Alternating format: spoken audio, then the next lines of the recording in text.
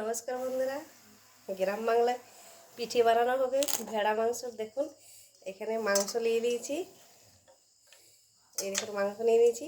আর দেখুন এই কুচি করে পেঁয়াজ নিয়ে নিয়েছি মাংসর সাথে। এটা এখন তেল, হলুদ, মশলা, লঙ্কা, আদা, পেঁয়াজ, রসুনের বাটা একসাথে সব মিক্স করে নেব।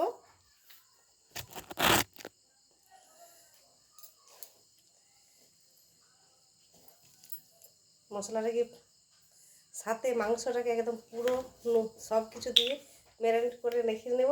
আর আজকে পলাশ পাতা দিয়ে পিঠে বানানো হবে। দেখুন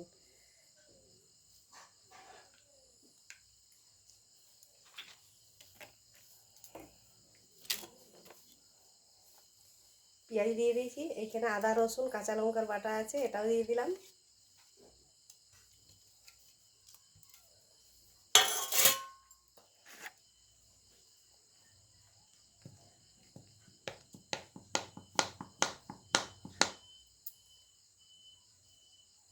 হলুদের গুঁড়ো দিয়ে দিলাম।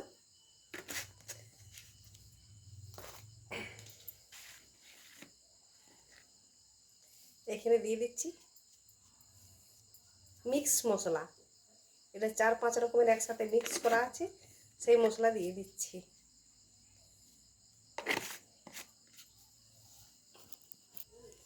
স্বাদ মতো লবণ দিয়ে দিচ্ছি। একসাথে দিয়ে মাংসটাকে একটু মেখে রেখে নেব, তারপরে গুঁড়ির সাথে মিক্স করব। আজকে বাজার থেকে কিনে আনা গুঁড়ি, দেখুন এই দেখুন প্যাকেট, ময়দা প্যাকেটের মতন। আজ এটা দিয়ে পিঠে বানানো হবে। আর দেখুন এই যে পলাশের পাতা দিয়ে পিঠে বানানো হবে। 3-4টি করে পাতা দিয়ে একসাথে জোড়া লাগিয়ে সেলাই করে নিয়েছি। আজ সব কিছু নতুন পদ্ধতি হচ্ছে। পাতাটাও এই পাতা দিয়ে করা হয়নি কখনো। আর মার্কেট থেকে যে বাজার থেকে যে গুঁড়ি পাওয়া যায়, সেই গুঁড়ি দিয়ে করা হয়নি। দেখা যাক কীরকম হয়। আর অন্য সময় পেঁয়াজগুলো কেটে কেটে দেওয়া হয় না, বেটে দেওয়া হয়, এবারে কেটে দেওয়া হচ্ছে। দেখা যাক কীরকম হচ্ছে, দেখতে থাকুন। এখন সব কিছু মেখে ঠিকঠাক করে এখন রেখে দেবো। এখন কিছুক্ষণ ঢাকা দিয়ে রেখে দিচ্ছি। পাতাটায় জল দিয়ে ধুয়ে তেল মাখিয়ে নেব।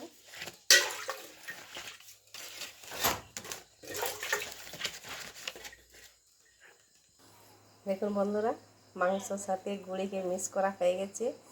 এখন কিছু পাতার মধ্যে দেয়া হয়ে গেছে, আর কিছু পাতা কম হয়েছে, তার জন্য এটা রুটি গাড়া তাওয়াতে দিয়ে করে নেব। এটা দেখুন কিভাবে পিঠা পোড়ানো হচ্ছে। মাটির জিনিসে পিঠা পোড়ালে স্বাদ ভালো হয়। আর দেখুন পিঠাটা কিভাবে হচ্ছে, দেখুন দেখুন কি সুন্দর হয়েছে। এটা হয়ে গেছে, এটা এখন নামিয়ে নেব। একটি নামালাম আর একটি দেখুন দিয়ে দিলাম।